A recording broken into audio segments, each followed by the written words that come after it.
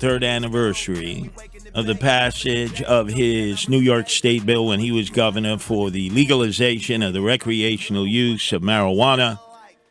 He was on the warpath with an op-ed he had written in the Daily News on the 5 o'clock roundtable discussion with John and Rita. In fact, he was blaming everyone in the world, everyone. Listen to the defiance of Andrew Evil Eyes Cuomo just 3 years later. What does Governor Hochul have to do? Pass a law that closes illegal pot shops. What? Who is in favor of illegal pot shops? That seems to be a decent thing to say, right? Okay. I get it. Standard. All right. But then he embellishes that. I did an op-ed today for the Daily News that says just that. What's happening is because they don't really want to do it. See, that's the problem. So New York City is pointing to the state and saying we need a state law. I say today in my op-ed just what you said, which is New York City can do it on its own as a nuisance law violation. Exactly right. But the city is saying the state has to pass a law. The state doesn't want to pass a law. So they're just pointing fingers because they don't want to do it.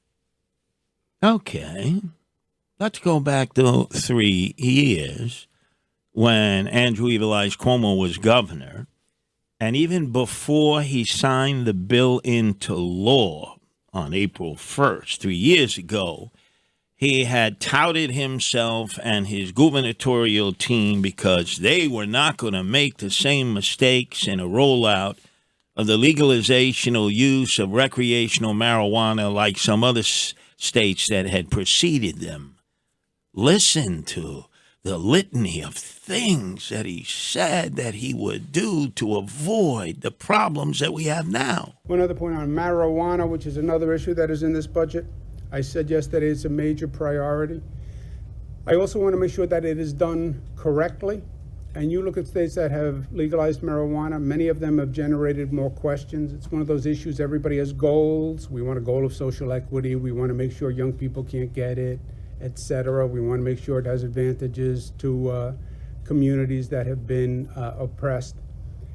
But then you look at the aftermath, many of those goals haven't been met, right? So I'm going to visit Massachusetts, Illinois, and California or Colorado, which are 3 states that have legalized it and have different versions, and bring my team to meet with them, discuss what they've done, what's worked, what hasn't worked, as the social equity piece worked, as the law enforcement piece worked, so that we have the best bill and the best system when we pass it, and I want to pass it by April 1. And he did pass it by April 1. He said he wanted the best bill with the best results, and yet we've had the worst bill with the worst results. He doesn't want to talk about his own culpability in all this because he was the sponsor. He signed it. He promoted it.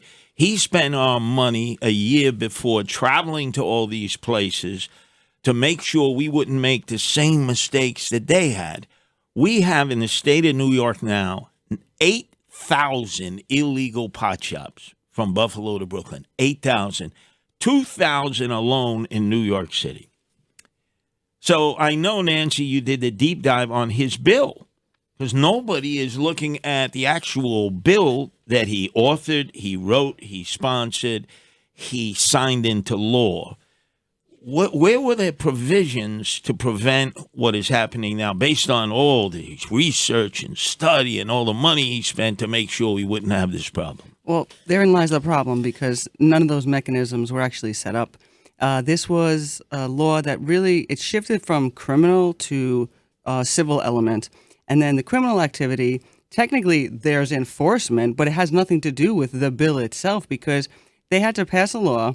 They have to pass a law to give authority to take that action because the original law didn't give them authority over unlicensed shop. So that right flies in the face of the entire logic of this. Wait. So his bill. Correct. That he signed into law. April 1st, 3 years ago, had no enforcement provision against those operating basically under the table illegally in running illegal pot shops. Exactly, and the only things that were set up are these forms of like civil penalties, which is what we're seeing now, where they're trying to create a fine, and the fine's going unpaid, but it doesn't lead to the ability to close the store or to actually bring criminal. So this is the what should have been done before this like rollout went into place. These mechanisms should have been set up because think about the entire purpose of this, besides the fact that you're trying to make sure that you're getting products that aren't tainted, is that it's revenue raising.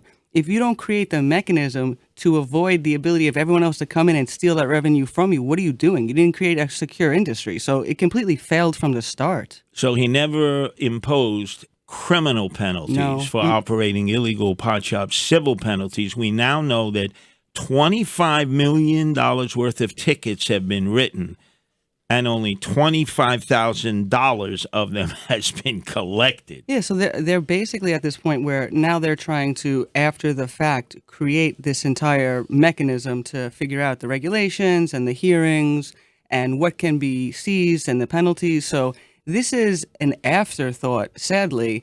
And obviously the problem now is you have all this focus and concentration on, social equity and let's give the right licenses to the right people. And we're going to make sure we have clean products and no one's going to get tainted with anything. Well, FYI, you have all these stores with who knows what they're selling. So your plan has been an utter failure, Cuomo.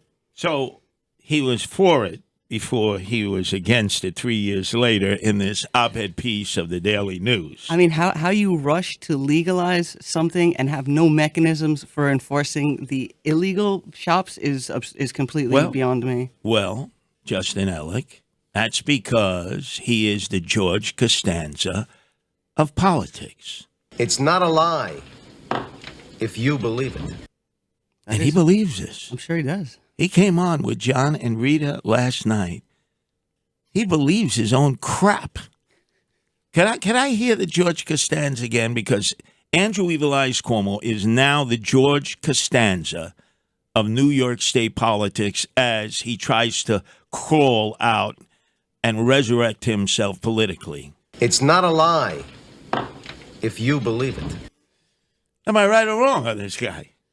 I mean, I was for it before I was against it. And he like a thespian, like an actor. He's with John and Rita and Judge Weinberg, and he's making this case. And if they can only do this, he didn't even have it in his legislation. Yeah, I mean, and that's why you have the politicians now trying to beg for this authority because it wasn't written into the law. You have to write. But wait. Remember the guy who was the happiest 3 years ago on April 1st was Comrade Bill de Blasio. Last night, the state legislature made history and acted to right a wrong and legalize marijuana the right way. So, The right way? a man who was best known as mayor for 8 years of smoking Maui Wowie and Hindu Kush on the back porch of Gracie Mansion with his crooked wife, Charlene, would no longer have to worry about now scoring pot on the corner of 7th Avenue and 11th Street in Park Slope where he has those two buildings. He felt relieved. Yeah, I mean, and they go out of their way to say it's not really a licensing issue, that it's, it takes a while for these businesses to get up and running. They have to market. Last time I checked, I think this is one of those products that kind of sells itself. I don't really think you need a lot of marketing to make it happen. So this really is them dropping the ball on getting these businesses up and running. And the void has been filled in because it was already there to begin with. That's the point. But Nancy, you got to understand, this is what Cuomo is doing with everything. Okay, explain. Let's go back to no cash bail, which started the mess that we're in New York State. 2019, he was the governor. He was the sponsor. Wow. He wrote the legislation. He signed it into law. He lobbied it. In America, you are still innocent until proven guilty. And that's whether you're black or white, that's whether you're rich or poor. We're going to end the cash bail system once and for all. We're going to do it in New York, and we're going to do it this year. So, in other words, he's been toxic to New York in every way imaginable. Yeah, but nobody here at WABC wants to ask him that question. Because he's the George Costanza of politics. It's not a lie if you believe it. And then, of course, there is defunding the police. We remember Comrade Bill de Blasio, the part-time mayor, the dope from Park Slope in the summer of George Floyd of 2020, removed $1 billion from the police budget. $1 billion. And the city council voted for its removal. Who was the governor at that time, Nancy? I think it was Cuomo. Yeah, it was Cuomo. You would have thought that he would have objected, right? I mean, you would think. Well, you see, Andrew, I know you're listening now. Your own people are providing me with these cuts. I know you would hope that they would go away, they were erased, but this is what you said about Bill de Blasio removing $1 billion from the New York City police budget in the summer of 2020. When they're saying defund the police, what are they saying?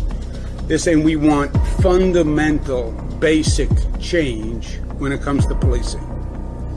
And they're right. They're right. Here he is, once again. It's not a lie, if you believe it.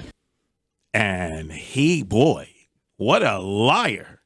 This guy does a spin, a pirouette, unbelievable, and he thinks that nobody out there is going to catch him on these things. And then, of course, there's the classic, him demeaning ICE, Immigration and Naturalization Service. New York State is the state that says we will not cooperate with ICE. They're a bunch of thugs. He politicized ICE. They're a bunch of thugs. We said we will sue them if they violate any criminal laws in the state of New York. Nobody asks him those questions here at WABC. He's an untouchable because he is the George Costanza of politics. It's not a lie, if you believe it. And just remember, Andrew Evil Eyes Cuomo was for it before he was against it. Hey, Andrew, you can't run that crap past the demolition team of Sliwa and our audience.